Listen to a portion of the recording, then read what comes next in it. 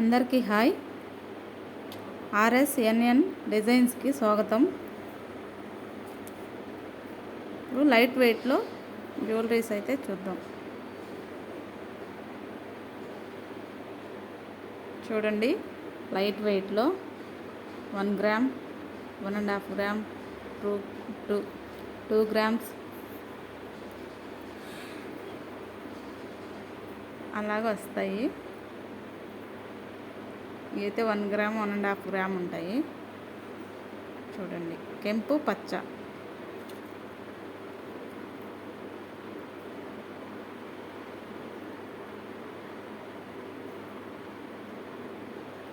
చూడండి ఎంత బాగుండగా, ముద్దు ముద్దుగా చిన్న జుమ్కి.